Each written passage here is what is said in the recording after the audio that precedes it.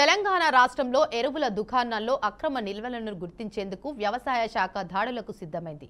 నెల రోజులుగా కొరత పేరుతో ప్రైవేట్ ఎరువుల దుకాణదారులు బస్తాపై 250 రూపాయల వరకు అదనపు ఛార్జీలతో విక్రయాలు సాగిస్తున్నారు. దీనిపై రైతులు అధికారులకు ఫిర్యాదు చేస్తున్నారు. దీంతో ఉన్నతాధికారులు ఇటువంటి దుకాణాలపై నిఘా సాధించాలని మండల అధికారులకు ఆదేశాలు జారీ చేశారు. 2-3 రోజుల్లో పలు దుకాణాలపై దాడులు చేసేందుకు అధికారులు సిద్ధమవుతున్నారని సమాచారం.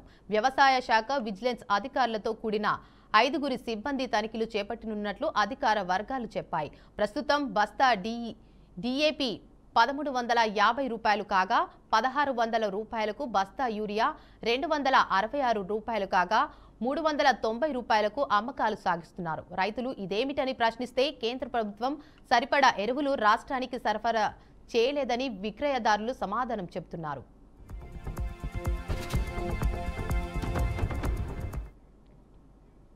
ఈ సీజన్ కేంద్రం 9.80 లక్షల మెట్రిక్ టన్నుల ఎరువును సరఫరా చేయాల్సి ఉండగా 5 లక్షల మెట్రిక్ టన్నులను ప్రణాళిక వేసి కేవలం 3.7 లక్షల మెట్రిక్ టన్నులు మాత్రమే సరఫరా చేసింది.